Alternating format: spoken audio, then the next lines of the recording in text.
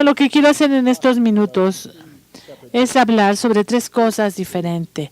La primera, pues un poco sobre lo que es la Declaración de Ginebra, de lo que trata, y otra es cómo en este proceso podemos pensar en la violencia y un enfoque holístico, y después lo vamos a pasar a las observaciones de la arquitectura de los objetivos posteriores al milenio de 2015. Y hablaremos un poquito sobre la cuestión de políticas. Y me imagino que pues el comentario de Peter de tratar de definir cómo funcionan las resoluciones, lo que es la Declaración de Ginebra es un experimento natural para ver si se puede o no establecer voluntad política en una agenda muy amplia para la reducción de la violencia. Se desarrolló en 2006, los ministerios firmaron la Declaración de Ginebra, y aquí lo importante es lograr reducciones importantes en la violencia mundial y mejoras tangibles en la seguridad de caminos en todo el mundo. Es un proceso que, bueno, pues se lleva algunas páginas, y la pregunta es si va a lograr establecer lo que se había dicho. Entonces, bueno, tenemos este trabajo, y muy importante es que tratamos de establecer estas iniciativas de tener conocimiento y trabajar en un estudio de procesos, y traen un intento de cabildear la programación. Es una de las cosas en las que nos queremos concentrar. En los últimos 12 meses y los próximos nos hemos concentrado en cómo influir en el proceso de los objetivos del milenio de 2015. Y esto ha sido organizado en los últimos meses de 2014, las reuniones de alto nivel en 5 continentes y subcontinentes, tratando de buscar la cuestión de prevención de la violencia en el proceso de los objetivos postmilenio. Y esta es una diapositiva, una lámina que traemos del informe global. Y lo que tiene de importante, pues, es que los países que se ven afectados por la violencia media o menor han tenido o han caído con una incapacidad de reducir, de hecho, la pobreza. Hablamos de los bancos mundiales y organizaciones, y esto ha sido una tendencia sistemática en los últimos casi 30 años. Y podría poner varias diapositivas más con algunas formas específicas en que la violencia pues, nos deshabilita. Y aquí lo que voy a decir es que estoy de acuerdo con lo que se habló esta mañana en cuanto al argumento de que es importante la reducción de la violencia y la prevención también. Lo que no sé es qué es lo que mueve a las instituciones, y una de las cosas que aprendimos del proceso de la Declaración de Ginebra, pues no importa quién es, qué agencia seas, debemos demostrar que el impacto de la violencia es negativo en cualquiera que sea su mandato, y es un desafío muy grande. Es importante seguir el impulso de ponerle una cara humana a todo esto. Y esta es una visión muy importante de lo que es la Declaración de Ginebra. En cuanto a la producción de todo esto, bueno, pues lo que tenemos que hacer es tomar un enfoque global y holístico a las preguntas, a la violencia, especialmente la violencia letal.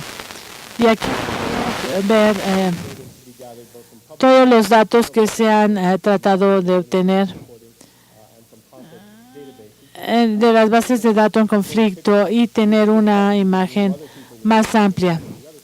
Y aquí pues lo que tenemos que tener es una perspectiva mundial y varias perspectivas también. Las imágenes aquí son proporcionales aproximadamente a la distribución global de violencia armada. Y aquí tenemos los 4 ministerios y dependencias relacionadas en la resolución de conflictos de este tipo. Y sabemos que la mayoría de la violencia no ocurre en lugares en conflicto, sino en lugares donde no hay conflictos, es decir, homicidio intencional, violencia interpersonal. Y la carga completa de la violencia a partir de nuestros estimados, bueno, pues este es en un periodo de 2008 a 2011, es como 543,000, excluimos el suicidio, y funciona mucho, coincide mucho con las cifras que se daban ayer. Y no estamos hablando necesariamente de lo mismo con los mismos datos. Esa es buena señal, el 75% de esto procede de un paquete que llamamos homicidio intencionado. Y mucho de esto ocurre en lugares de no conflicto. Está concentrado en algunos lugares geográficamente y diré algo al respecto. Y aquí, bueno, pues quiero hablar en detalle de esta diapositiva, pero de los 14 países que tienen más de 10 por cada 100,000, estos 14 países en nivel más alto, pues algunos están en zonas de conflicto entre 2008 y 2009. El resto, que son 7 de los países más eficaces, como sabemos, están en Latinoamérica y en el Caribe. Habría una perspectiva que pues trata de la reducción, la prevención.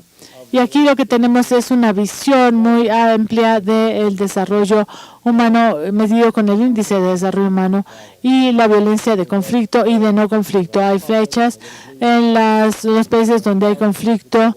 Los azules son los que están por arriba del promedio mundial. Y hay dos cosas que podemos observar. El primero es que, por supuesto, tenemos un índice más alto, azul oscuro y no tan claro. Y también debemos tener un nivel más bajo. Y también lo segundo es que la mayoría de la violencia se concentra en las áreas donde tenemos precisamente los peores datos. Y este punto lo ha señalado mucha gente. Pero no vamos a caer en la trampa de el borracho que está buscando las llaves donde hay una lámpara y que cuando le dicen ¿por qué las estás buscando aquí? Dice, porque aquí hay más luz, ¿no? Entonces, no es que tengamos perdidas las llaves. Lo que pasa es que estamos viendo lo que podemos ver. Entonces, hay áreas donde hay muy buenos datos y debemos saber si las cifras se cuenta con ellas o no. Y este es el mensaje que tiene mucha gente. Pero ¿cómo hacemos esto en la práctica? Ahí es donde está el desafío más grande. Voy a cambiar de algunos de los problemas en cuanto a la creación de conocimiento a el enlace entre estos y el proceso posterior a 2015. Y una de las cuestiones de la Declaración de Ginebra es que el proceso de los objetivos del milenio lanzados en 2000 estaba incompleto. Había una canasta muy grande donde se incluía la paz y la seguridad humana, más que la seguridad nacional. La declaración lo tenía esto, pero los objetivos del milenio tenían un enfoque mucho más estrecho. La Declaración de Ginebra tiene como intención llenar esas brechas. Hubo una oportunidad, por supuesto, en 2015 de volver al proceso y volver a concentrarnos en la seguridad humana. Y lo que sí quiero decir es que es una batalla muy difícil, sin embargo. Y aquí, pues, hay voces que están tratando de conformar este debate de los objetivos postmilenio de 2015. Y hay cuestiones de gobernabilidad, de género, de violencia, y la comunidad de la prevención de la violencia pues debe ser muy táctica al respecto. Se ha dicho que no se quiere escrutinizar bajo los ojos de la violencia o de la seguridad. Estas dos palabras se consideran pues un tabú, y las razones por las cuales son las imágenes nacionales, el impacto concreto en cuestiones como inversión y turismo, y tienen que ver con amenazas a la soberanía, la nueva intervención y los altos grados de inseguridad. El lenguaje, entonces, es muy importante aquí, y en lo que se refiere a la evolución de los conflictos, pues nos lleva a que tengamos, por ejemplo, algunas redacciones que hablan de nuestras áreas específicas. Hablamos de sociedades pacíficas, Me parece que saben de qué hablamos. No quiero robarme tu presentación. Sin embargo, la Declaración de Ginebra está tratando muchísimo de cumplir con este objetivo en cuanto a la cuestión de prevención de la violencia, especialmente la muerte violenta, que nos puede ayudar con una medición muy interesante. Muchos otros metas que se han propuesto y que probablemente podrían verse aquí también. Es que tienen desafíos específicos. El más grande es la disponibilidad de buenos datos. Y bueno, no quiero estarme disculpando, pero también los objetivos del milenio tampoco tienen buenos datos. Y esto permite que las técnicas que se utilicen traten de medir cosas como las edades, incidencias, malarias, todo este tipo de cosas. Así que no estamos tan mal, pero tampoco estamos muy bien. Y quiero cerrar diciendo un par de cosas que van más allá de este proceso de los objetivos del milenio y hablar de lo que creo que son algunas de las necesidades. Y me parece que uno de los primeros mensajes que no está en la diapositiva es que no importa cuál sea el resultado del proceso de 2015, necesitamos un plan B para asegurarnos si estas resoluciones de las Naciones Unidas, que es la que presionó mucho la Declaración de Ginebra, pues nos van a ayudar. Debemos avanzar y yo creo que la OMS pues está muy al pendiente de todo esto. Y también algo necesitamos que son cosas muy específicas en cuanto al nivel de propugnación. Y me parece que un objetivo global del milenio no produce mágicamente acciones, de manera que debe haber un proceso mediante el cual entendamos que la propugnación de metas globales pues nos puede ayudar a hacer cambios locales y nacionales mejores y recopilación, análisis de datos muy finos que pues refieren a datos temporales, espaciales, demográficos. Y no sabemos mucho al respecto en muchos contextos. No creo que alguna vez terminaré de señalar esto. Y algo que puede hacerse, aquí tenemos pues una cuestión importante, es concentrarnos en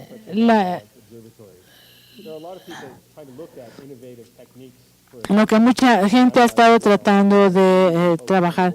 Tal vez se están concentrando en la función de las nuevas tecnologías y pensamos que existe una brecha institucional y otra de conocimiento. Podría ser software o cosas así más que alta tecnología.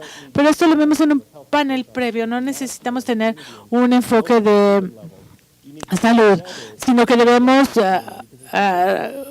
atraer a la comunidad de la justicia y de procuración de justicia. Y también necesitamos, por supuesto, las personas de diseño urbano, planeación urbano, gente que ayuda con la economía y que pues no solamente podemos reducirlo a la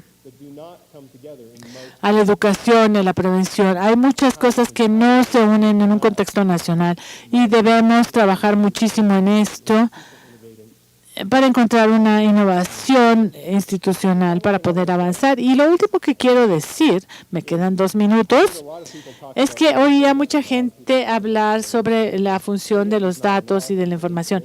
Datos no son análisis y la información no es conocimiento. Hay una brecha muy amplia entre la recopilación de datos y la información. Y las capacidades que tenemos, de hecho, comprenden la etiología y algunas de las cuestiones complejas epidemiológicas que podrían ocurrir y cómo podríamos utilizar esto para identificar los puntos de ingreso para la reducción y prevención de la violencia. Este es un desafío enorme, no nada más de justicia o de seguridad pública o de salud pública, sino que esto requiere las diferentes capacidades y reconocemos que trabajar en esta cuestión es esencialmente política y debemos llevar a cabo el análisis y vamos a comprometernos en el esfuerzo político. Y como persona de salud pública les digo, no tengan miedo, tomen ese paso adicional. Es un desafío, pero yo creo que la evidencia puede decirles cómo pueden confiar con su instinto en diferentes contextos.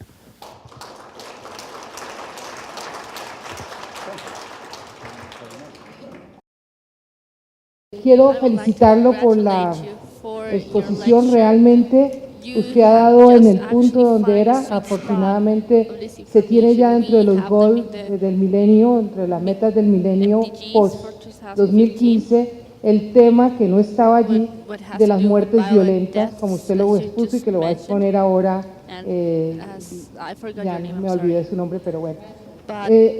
Pero yo creo que es por allí, es trabajando en conjunto, no desde solamente una aproximación desde la salud pública, sino todos en grupo, utilizando la información y fortaleciendo la información.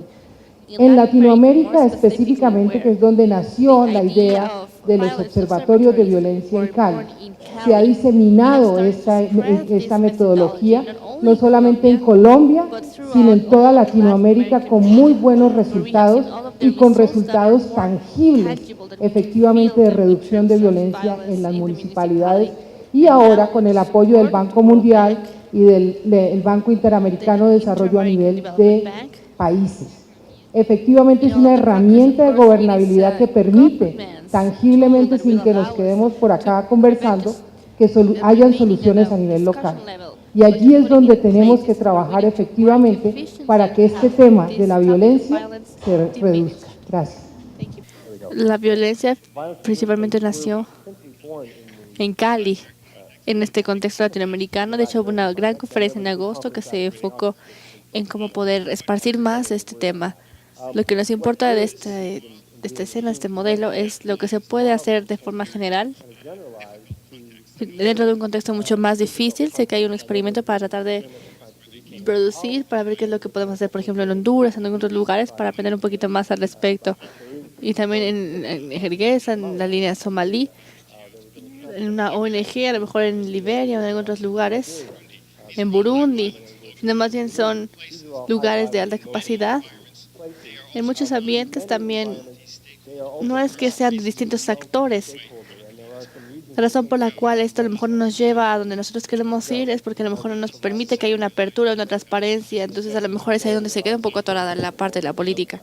En cuanto a esto, bueno, el gobierno puede decir, ¿sabes qué? Es buena idea, pero no queremos que la sociedad esté tan involucrada. Entonces tenemos que nosotros tratar de explicar cuál es la importancia de tener un diálogo más abierto y dar más evidencias y pruebas para poder encontrar alguna solución práctica y poderla desarrollar. Entonces, en cuanto a la parte de la innovación institucional, creo que tenemos que escalarlo, tener una mejor difusión de mejores programas y prácticas, creo que es lo que hemos estado escuchando, ¿no? Muchas gracias. Agradezco mucho tu presentación y creo que ya hablamos sobre cambiar un poquito el modelo. No somos aquí científicos y políticos a la vez. Creo que a lo mejor podemos hablar sobre este tipo de diálogos. Yo soy la persona que finalmente está operando esto a otro nivel. No lo hago así, pero tengo un instinto aún así de que se ha logrado mucho más en distintos tipos de lugares sociales internacionales. Muchos de ellos no necesariamente tienen involucrada la participación de la diplomacia internacional. Toda esta parte de conocimiento, capacitaciones a nivel de profesionales y de organizaciones no gubernamentales se ha logrado mientras se van aprobando distintas resoluciones. Hay cosas que se quedan activas en agencias internacionales. Me gustaría que alguien mencionara la razón por la cual debemos pasar más tiempo con este tipo de resoluciones. ¿Qué es lo que ha cambiado en el modelo? ¿Qué es lo que realmente ha cambiado en este modelo lógico? ¿De qué se trata? Nuevamente, lo que se ha aprendido a partir de los éxitos.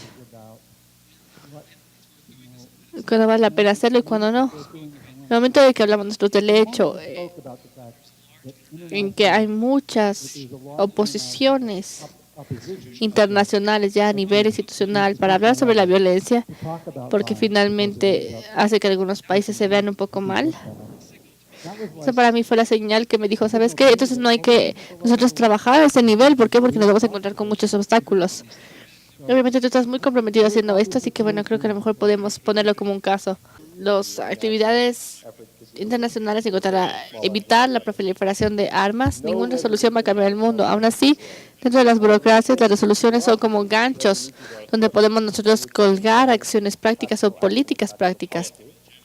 Se genera ímpetu con los gobiernos nacionales para poder tomar acciones específicas, porque finalmente hay un proceso político que está en proceso con los medios, etcétera.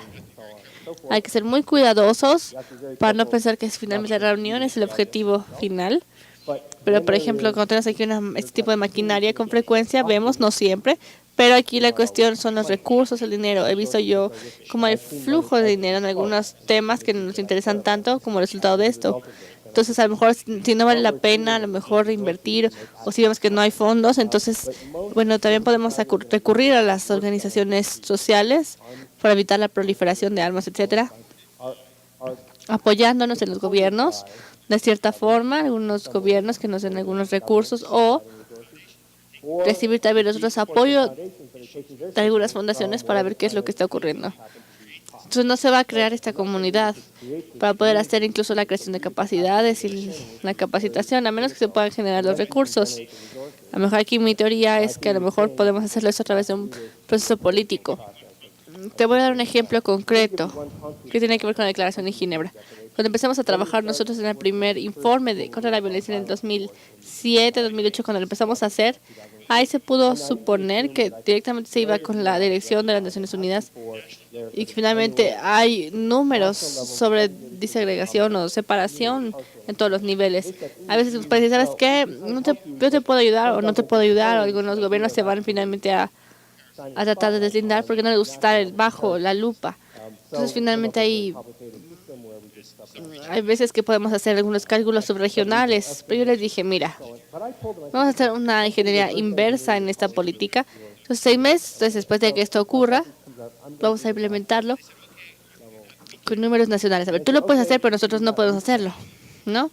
Ahora, bueno, por ejemplo, que una organización simplemente publique un informe sobre homicidios internacionales, bueno, a lo mejor podemos sacar los números. Los datos como tal no van a cambiar nada, pero ya una vez que salga este informe y hablemos sobre los países más importantes o que más lo supieron hacer en los encabezados, bueno, vamos a ver cuáles son los países que lo han hecho mejor. La teoría del cambio es lo que podemos utilizar. A lo mejor son pasos complicados, pero para crear una especie de base para el trabajo real e importante para poder nosotros hacer programas ya en práctica. Finalmente hay que tener un compromiso político con esto. Lo último que tenemos que decir aquí, esto de hecho lo pensé cuando estamos hablando sobre las preguntas de la resolución, lo que queremos saber es si hay algún tipo de empresario en el gobierno o de la sociedad civil que a lo mejor quieran operar con esto. No es tu palabra que importe lo de la parte de la negociación, porque muchas veces nos hace falta ese tipo de cosas, pero ya una vez que está ahí puede ser una alianza, una fuerza muy, muy poderosa. Bueno, al respecto de eso, finalmente la campaña mundial de la resolución de la OMS, bueno, sabes que en algún momento la organización se abocó a eso.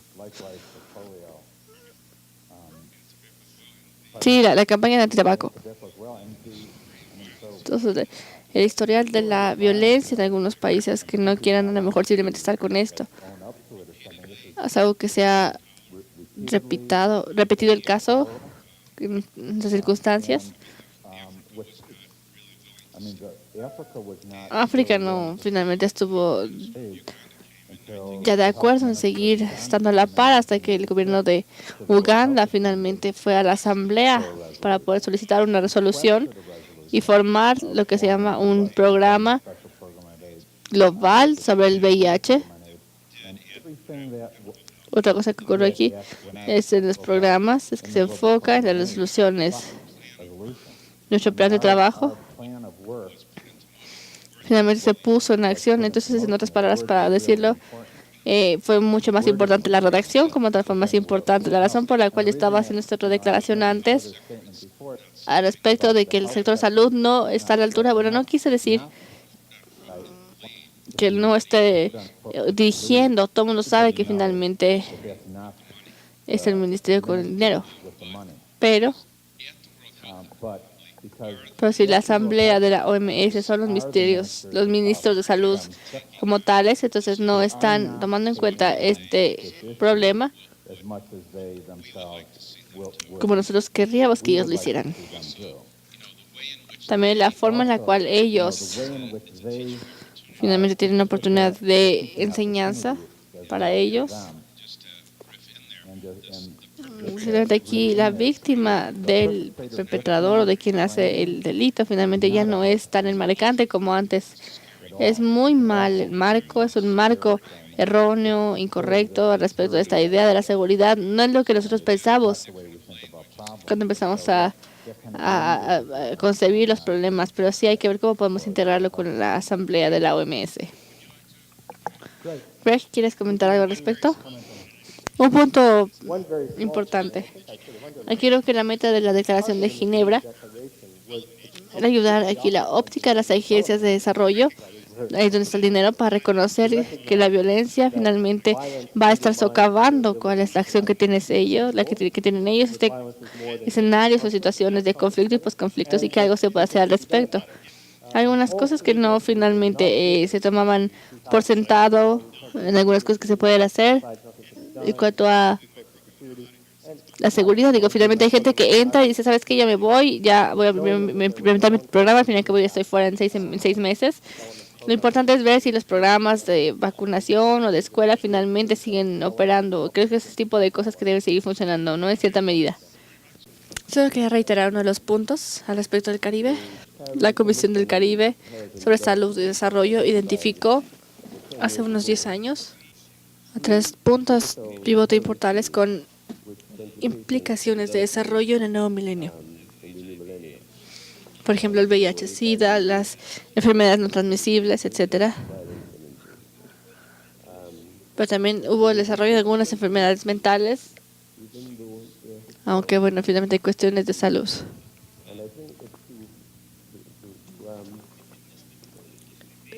Se debe haber hecho un despliegue con algunas acciones.